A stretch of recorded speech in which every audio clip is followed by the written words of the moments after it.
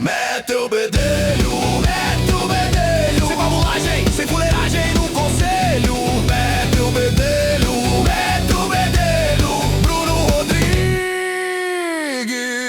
Mete o bedelho.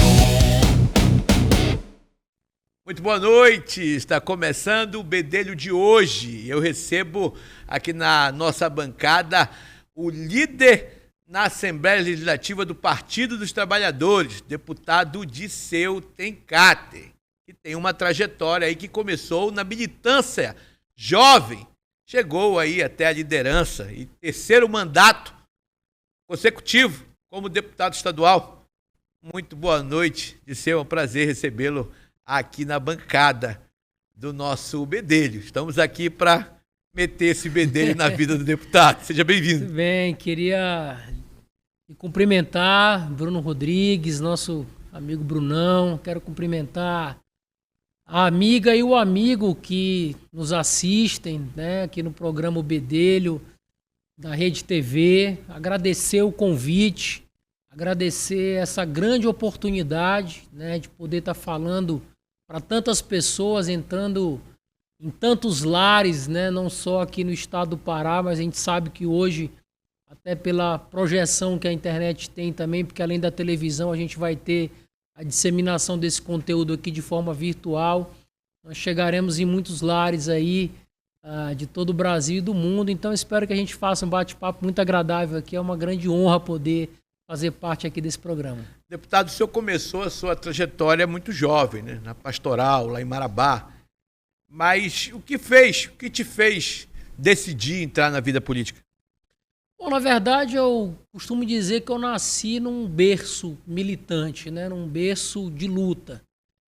Meus pais, eles, apesar de serem gaúchos, né, eles coincidentemente se conheceram em Marabá, né, atravessaram o Brasil para se conhecer em Marabá. Minha mãe foi no... Isso é muito típico do sul do Pará, né? Que menos lá, você encontra é paraense, né? Tem uma miscigenação muito forte, muito grande, né? Muito forte, né? Mas assim, eles moravam em lugares muito próximos no Rio Grande do Sul, não se conheciam.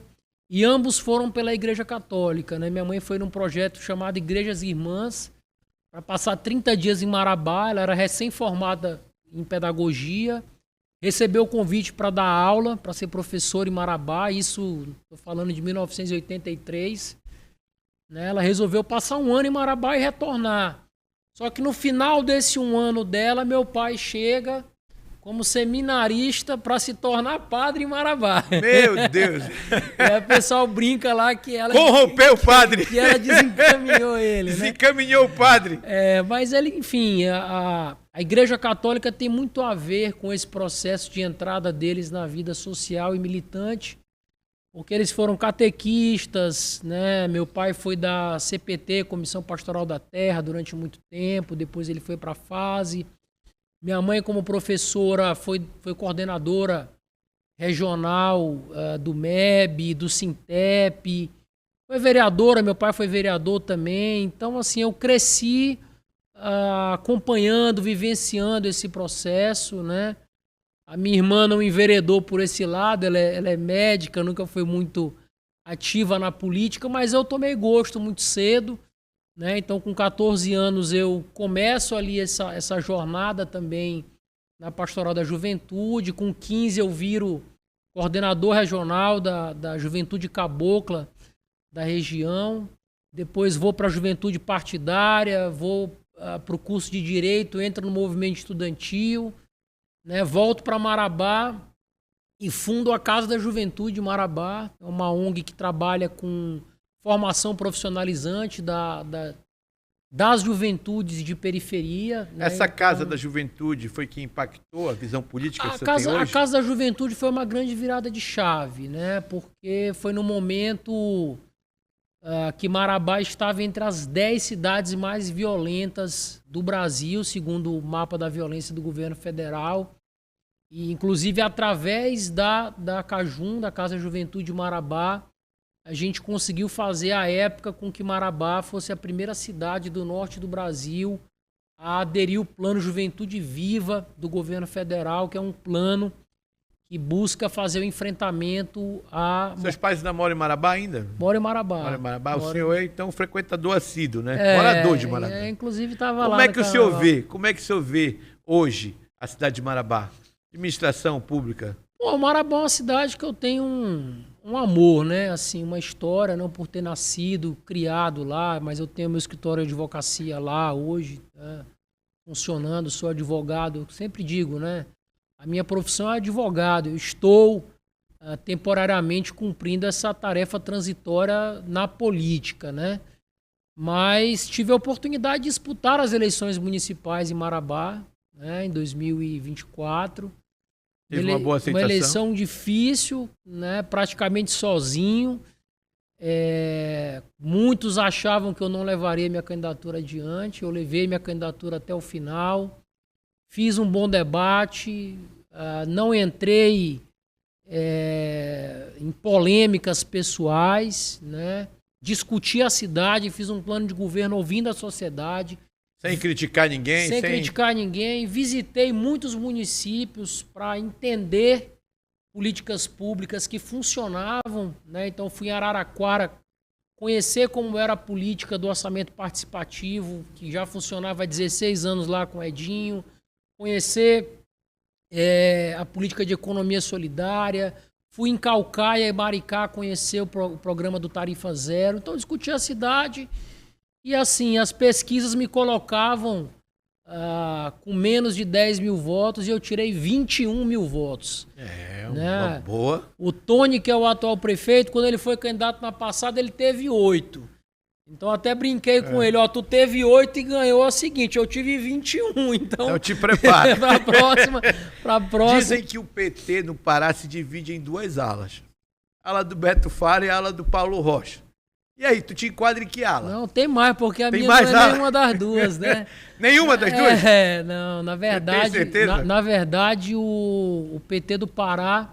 O PT do Brasil, ele tem várias correntes, né? O PT, ele traz isso na sua essência, essa democracia interna, eleição direta para presidente. Então, você lança as chapas e a proporcionalidade de votos que a chapa tem é a proporcionalidade de assentos que vai ter no diretório, que vai ter na executiva. Então, aqui no Pará, nós temos, salvo engano, 7 tendências organizadas, né? Hoje a maior é a do Beto, em termos de representatividade eleitoral, porque tem ele como senador, a esposa como deputada federal e tem o Elias e o Bordalo como deputados estaduais. A segunda maior força é a que eu faço parte, que chama CNP, Construindo um Novo Pará, que tem o deputado federal Ayrton Faleiro e eu como deputado estadual, líder da bancada e o mais votado. O grupo do Paulo tem um mandato hoje, que é o mandato da deputada Maria do Carmo, deputada estadual. Porém, eles não têm assento no parlamento federal, né? Aí nós temos, por exemplo, o movimento PT, que é a tendência da ex-governadora Ana Júlia Carepa, né? Que é uma outra corrente. Ela já se pronunciou que não vem candidata. Você acredita que ainda há possibilidade? Eu acho que ela pode rever isso, né? Acho que é uma decisão que eu acredito que ela teve com uma certa segurança, e uma discussão dentro do grupo dela também.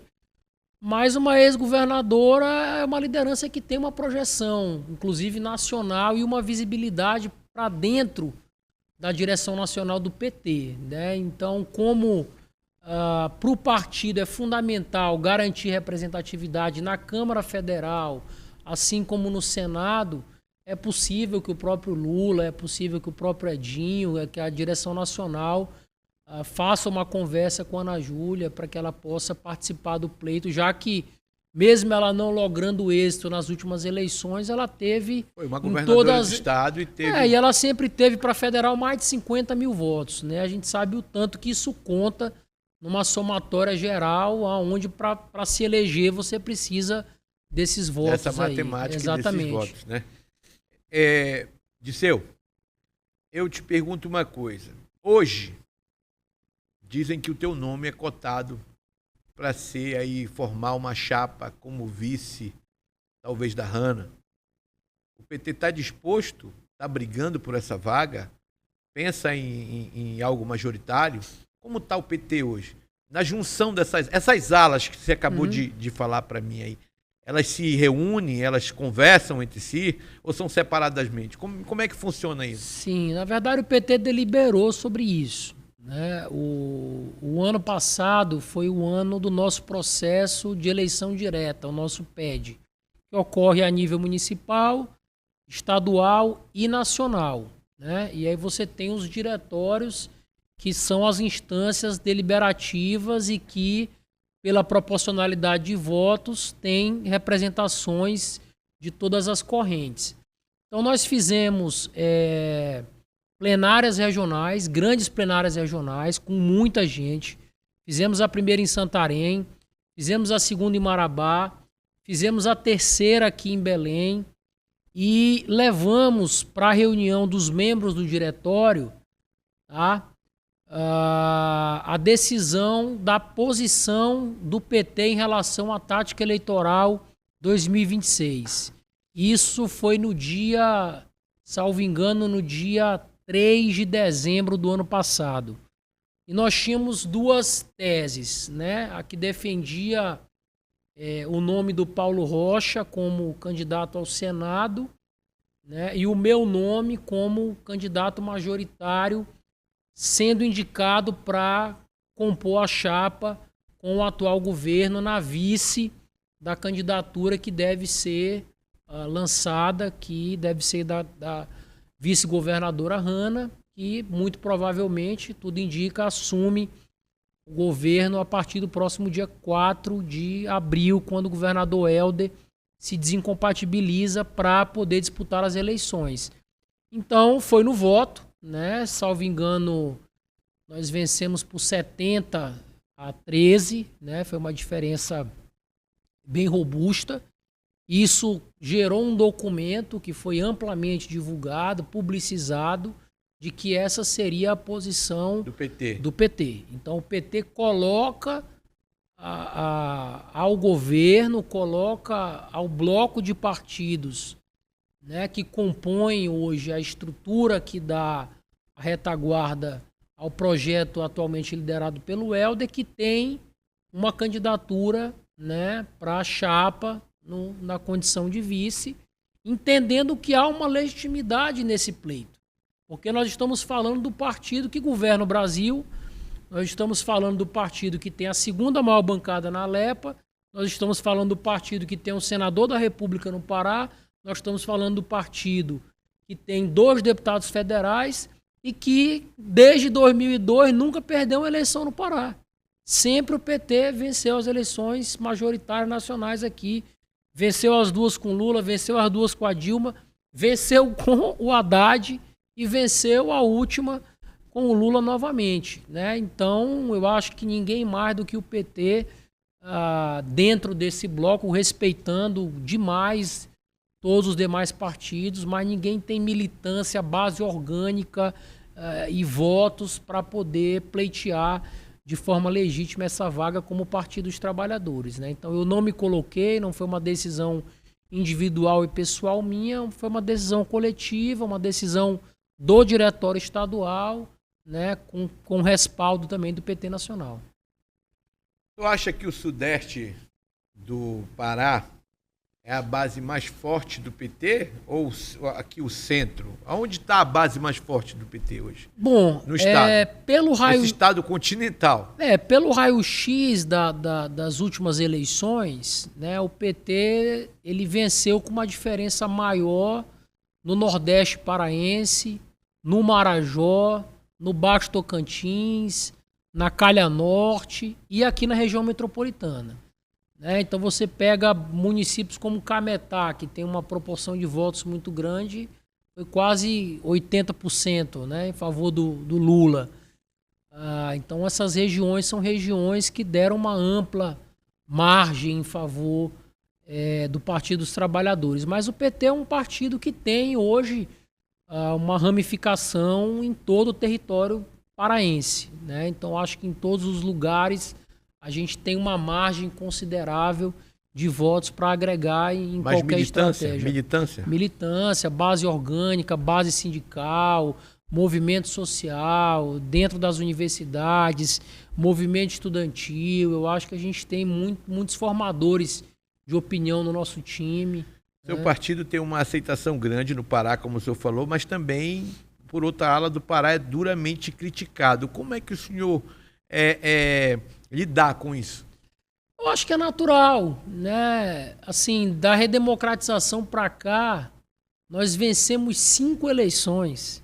Ninguém chegou nem perto disso, né? Fernando Henrique Cardoso venceu 2, mas o time dele parou nisso, né? A extrema-direita teve um governo, que foi o governo do Bolsonaro. Nós vencemos 5 eleições.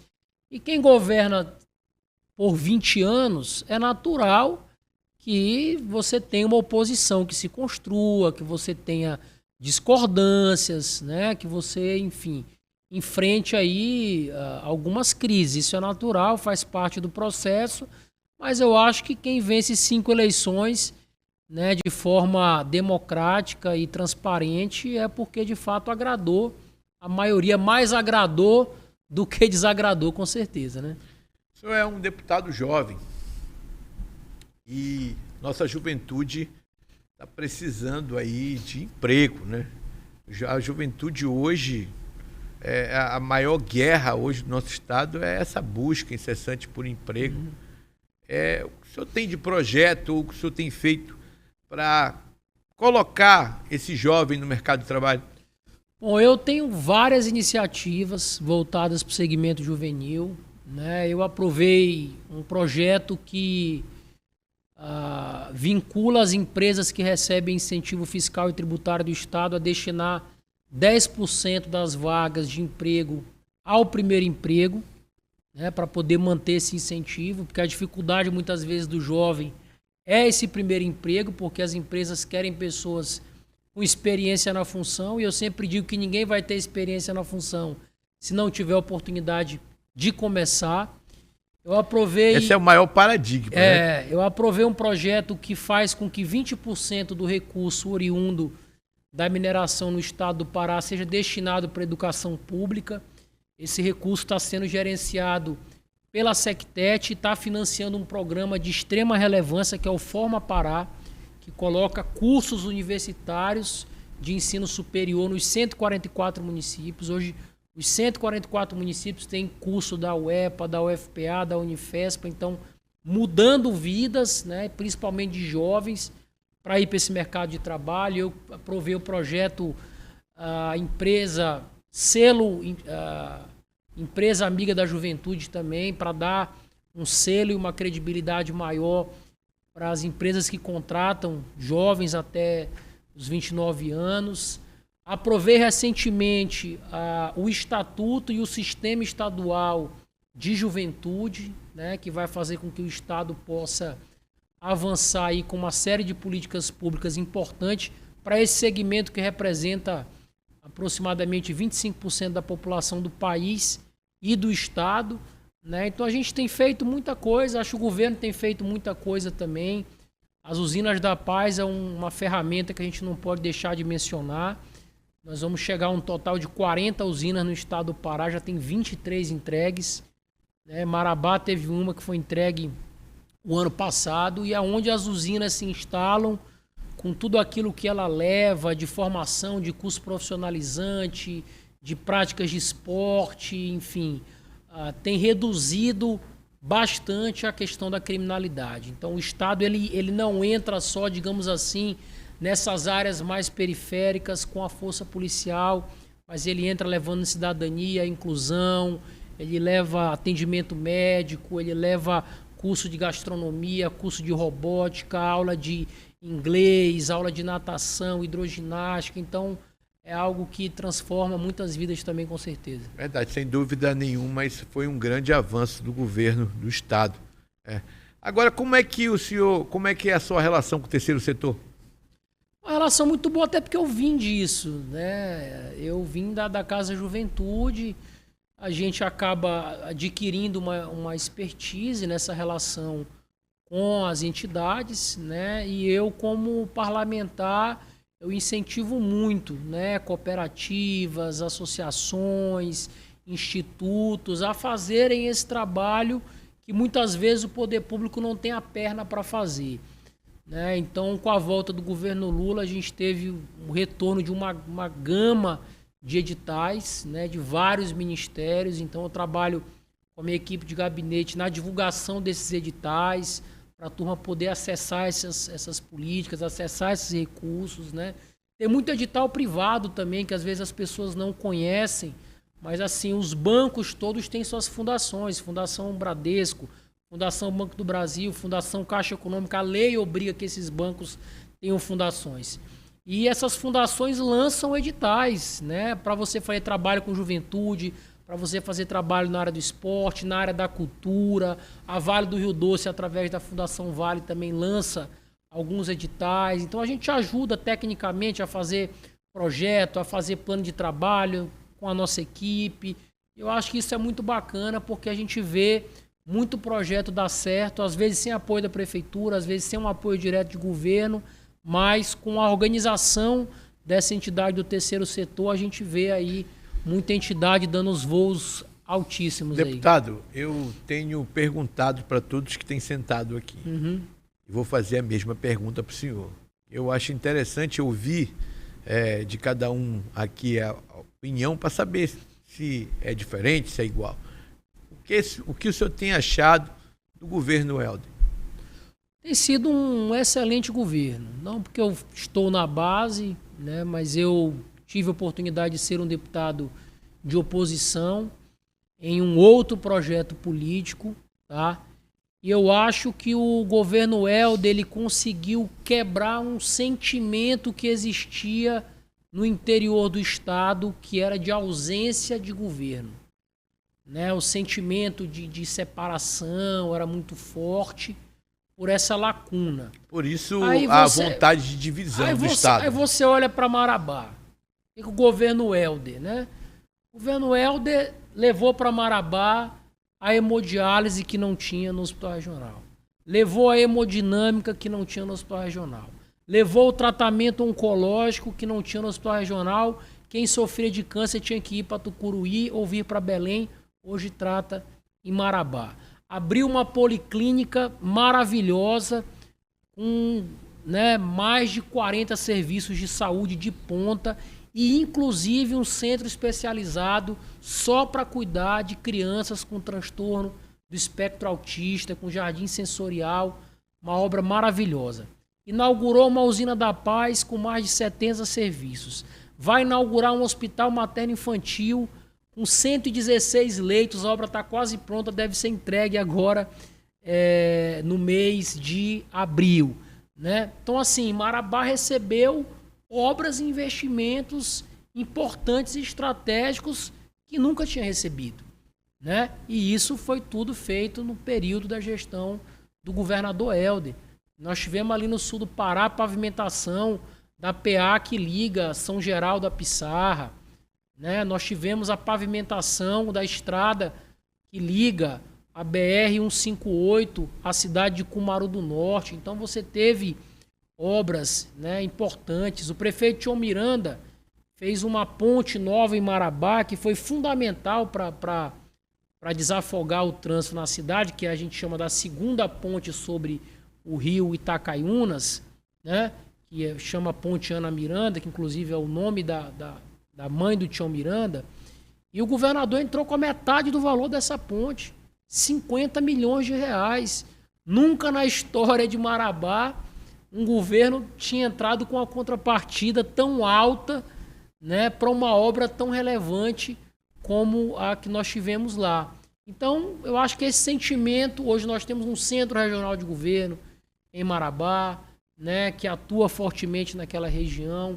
Eu acho que há uma presença muito forte do governo hoje, e eu acho que o Pará era um antes do Helder e o Pará é outro depois do Helder, pelo dinamismo dele, né, pela juventude, pelo trabalho e pela presença também. Disseu, você teve mais de 20 mil votos, como você falou agora há pouco, para prefeito de Marabá. Isso te dá uma influência grande na cidade. Pessoas achariam que você seria 20 mil pessoas, acreditaram que você poderia ser o prefeito da cidade. Como é que você tem esse diálogo hoje com o Tony?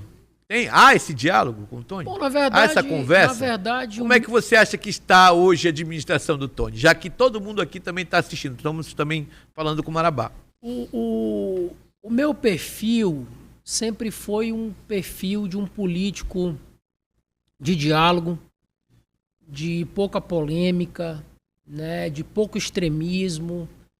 Eu sempre busquei uma convergência, apesar de ter minhas crenças, ter a minha ideologia. Eu acho que a gente tem que respeitar as diferenças, respeitar quem não pensa como nós pensamos, e foi assim que eu fiz a minha campanha.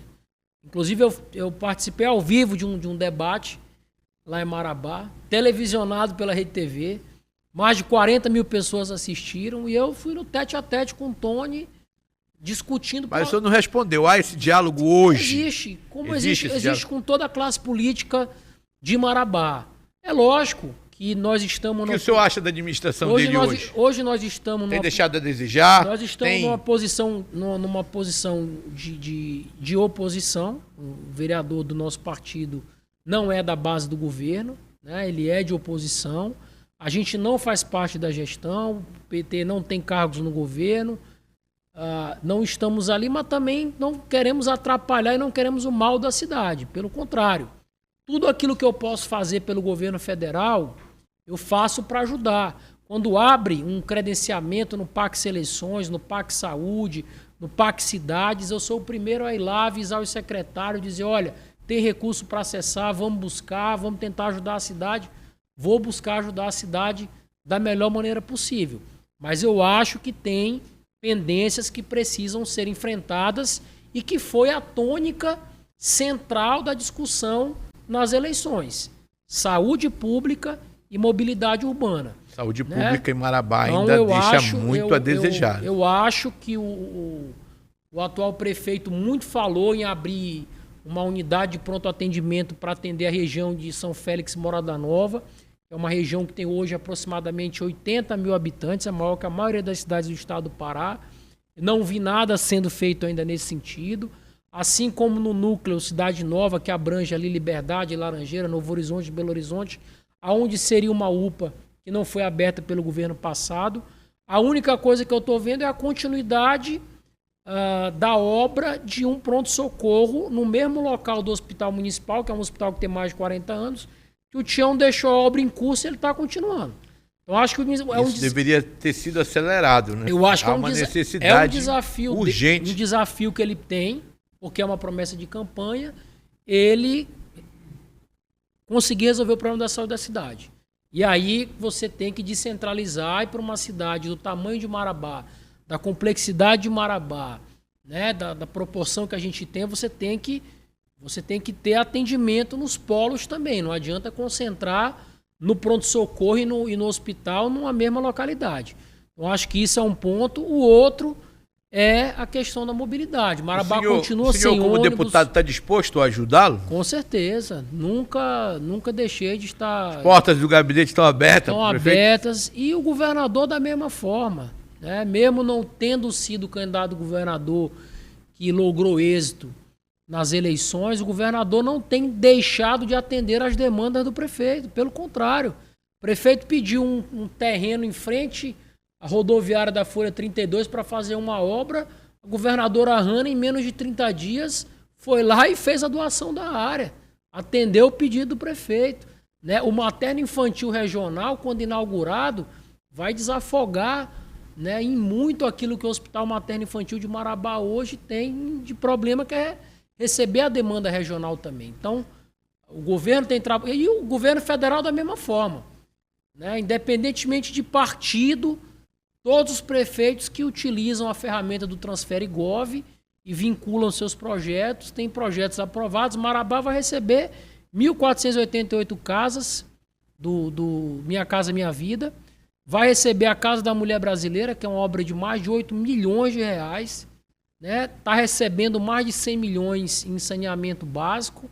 Nós vamos ter aí futuramente a construção de um hospital universitário.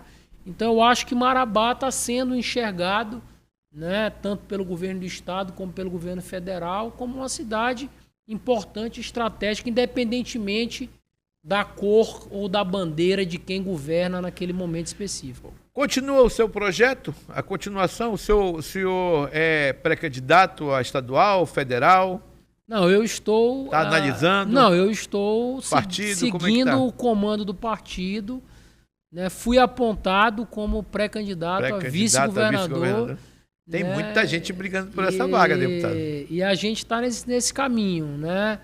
Eu nunca tive projeto pessoal, né, nem nunca trilhei carreira individual, a não ser a minha carreira profissional. Sou advogado, tenho meu escritório, fiz 3 pós-graduações, estou concluindo o mestrado, já publiquei 4 livros. Então, acho que esse é o meu projeto. Você acha que você se sente preparado hoje para ser um candidato a vice-governador? Para qualquer função, me sinto muito preparado. Então, eu tenho meu projeto pessoal de vida familiar, né? Estou casado com a Stephanie, que é médica, a gente tem o nosso projeto de vida. Agora, do ponto de vista político, eu acho que as coisas precisam ser construídas coletivamente. Eu faço parte de um projeto político coletivo que hoje me coloca como o melhor nome num cenário de disputa majoritária, e eu acho que isso... Essa votação, qual foi a porcentagem do partido que lhe apoiou? Em Marabá? Não. A porcentagem, porque o senhor falou que teve uma votação que o seu nome foi colocado praticamente como... 80%. Acho que mais de 80%. Mais de 80%? Mais de 80%. Todas as alas, acredito que o senhor... Praticamente todas as alas. Acredito né? que o senhor seria a pessoa a representar o partido como vice-governador? Eu acho que isso se dá por vários elementos. Né? Eu acho que a gente não pode descartar a transição geracional, né? Apesar de ter apenas 36 anos de idade, eu estou no 3º mandato, sempre com votações crescentes. Eu me elegi a primeira vez com 33 mil votos, me reelegi com 59 mil e tive 67 mil na última. Eu acho que essa curva de ascensão tem um peso. Estar 12 anos na liderança do partido tem um peso. Ser um membro hoje do Diretório Nacional tem um peso. E o perfil político, né? Um perfil de alguém que não radicaliza, que não extremiza, alguém que dialoga com todo mundo, que transita bem com todo mundo que está nesse campo, né, grandioso aí de apoio ao atual governo. Então, acho que foram elementos que me credenciaram, mesmo sem eu ter colocado isso como plano A, até porque meu plano A era vir candidato a deputado federal. Mas quando a missão coletiva ela foi dada, eu aceitei, me coloquei à disposição do partido e estou conduzindo a minha caminhada daqui para frente, seguindo essa orientação. Quero lhe agradecer, deputado, por essa conversa. Nosso tempo está esgotado. Passa rápido, né, Bruno? Passa rápido, é muito rápido. Quando a prosa é boa, passa rápido.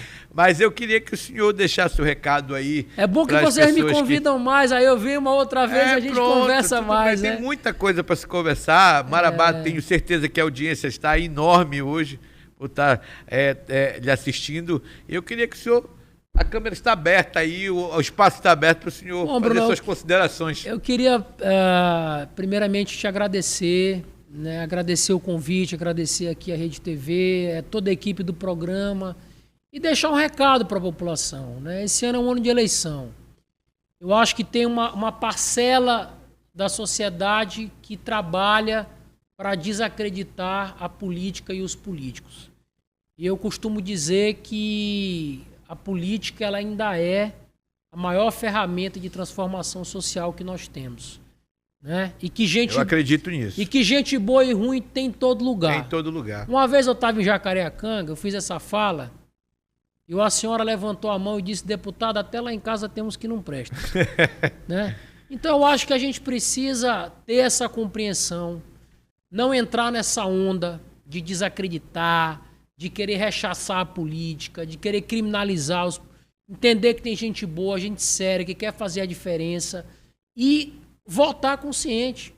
Não adianta o caboclo vender o voto e no outro dia estar na rede social reclamando, trocar o voto dele numa garrafa de pinga e no outro dia ele está no Facebook esculhambando o gestor. Eu acho que nós temos mais do que nunca Ferramentas, programa como esse, podcast. Hoje todo político tem uma rede social. Você pode ir numa Câmara de Vereadores que a sessão é aberta, vai na Lepa que a sessão é aberta, analise e dê um voto consciente. Vote no projeto que você de fato acredita para o seu estado, para o seu país, no legislador, legisladora que realmente vai fazer a diferença, porque eu acho que assim a gente constrói uma sociedade melhor, um mundo melhor, um país melhor e um estado melhor. Enquanto eu estiver na política, eu vou estar fazendo a minha parte também. Tá Muito obrigado. certo. Muito obrigado. Eu conversei com o deputado Dirceu Tencater. Eu vou pro intervalo comercial e volto já. Sai daí não. Mete o bedelho.